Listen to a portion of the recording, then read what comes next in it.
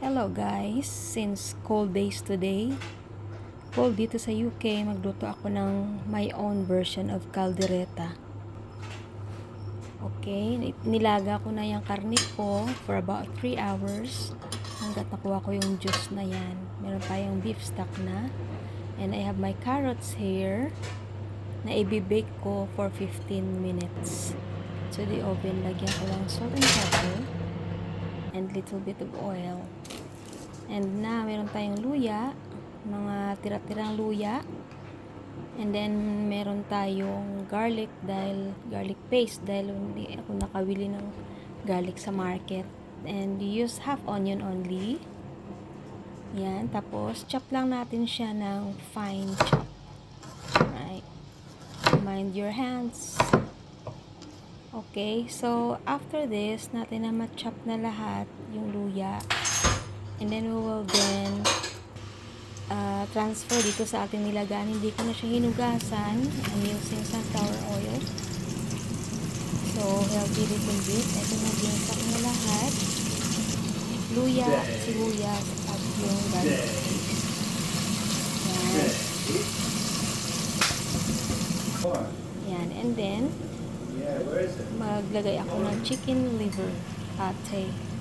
So, gusto ko yung chicken liver kasi mas masarap siya and mas healthier kaysa liver ng baboy. So, ganyan na yung kanyang kulay, parang pamunas, charot. Lagyan na natin yung beef. Yan. Tapos, halu-haluin lang natin, guys. And then, tatakpan natin ito hanggat sa kumulo. Okay? Gusto ko kasi yung paste ma-absorb ng karne para sarap na sarap talaga siyang ulam mamaya, of course with kanin. Okay, so takpan. After that, maglalagay naman tayo ng kamatis dito sa separate bowl. Kailangan ko tanggalin yung balat, so kailangan ko ibabad sa mainit na tubig kahit mga 5 minutes.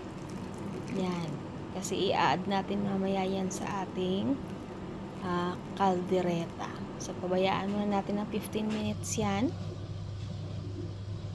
As of now, meron akong green peas. Since yung mga anak ko ay hindi kumakain ng green peas, ito ang idea ko. I-blend natin to. Lagyan ng kunting beef stock galing sa ating beef na pinakuluan for 3 hours. Okay? Tapos, gawin na lang natin tong paste para maihalo natin dun sa ating caldereta mamaya. Yan. So, parang akala ng mga bata walang vegetable, mayroon palang vegetable. So, naisahan ko sila ngayon, guys, kasi ayaw talaga nila kumain ng vegetable.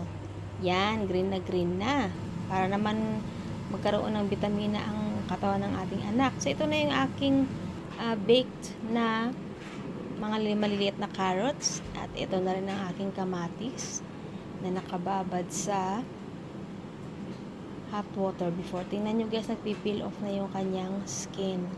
Right? So, it's easy na guys. Yan, easy na to peel yan. So, ayan na nga, at kumulo na yung ating liver spread na may meat. So, inilagay ko na rin yung aking beef stock, guys. Halu-haluin lang natin. Halu-haluin. Alright? So, of course, tapos natin ihalo yan. Tatakpan yan ulit. And then, meanwhile, habang nagpipeel off ako ng balat ng kamatis, kumukulo yung ating dyan, karne. Okay guys, so ito na, nagpipil off na ako ng kamatis ngayon at hiwain na natin ito sa maliliit na dice. Yan. And then of course, habang kumulo na yung ating karne at kumulo na nga, ilagyan na natin yung ating kamatis. Yan. para madudurog din yan siya mamaya, guys. So, ang aking i-blend na green peas, ilagay ko na rin. Yan. So, you can see guys, kung aking haluin, hindi na makikita yung green, di ba? Yan. Yan, sarap niyan. Yan pa lang guys, masarap na. And then, of course, para kunyari, walang green peas, ilagay ko rin yung buong green peas kasi isi-set aside lang naman nila yan, mga vegetable, pag kumain sila. Yan. Diba? So, naisahan ko sila. At, magdagdag ako ng paprika dito. Siguro mga teaspoon, okay na. Pero ako kasi gusto ko mas maraming paprika, mas masarap. And then, of course, pag meron kayong fresh baso, pwede rin. Pero yung gamit ko dyan is dried baso. Okay, guys. And then, haluin ko ulit. Yan.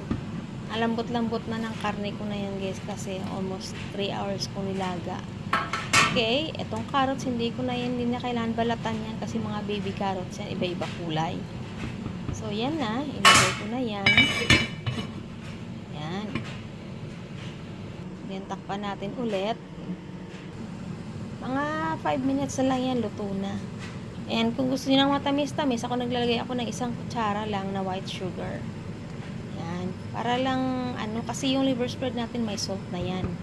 So, hindi ko na kailangan maglagay ng salt. Okay? Bali, nag-add lang kasi ako ng konting dark soy sauce dyan. Oops! And there you go. Ayan na guys, kumulo na. Pwede na yan. Mamaya magtikin na yung sauce niya at titikman ko guys. Okay?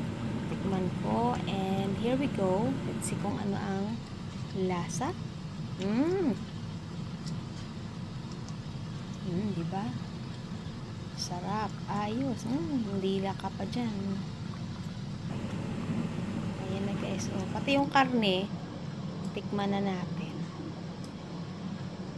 Gusto ko kasi sa karne guys, may kunting litid-litid. Kasi pag walang litid, parang napaka-dry kasi yung karne nila dito. So, ang gamit ko dyan ay beef ribs. Melt in your mouth talaga yan. Ayos.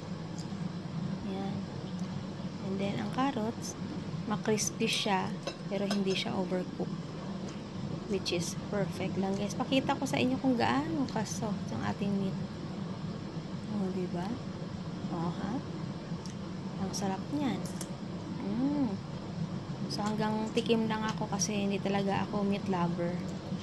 So, guys, kung gusto nyo to, ang menu na to, just follow the instruction. Thanks for watching!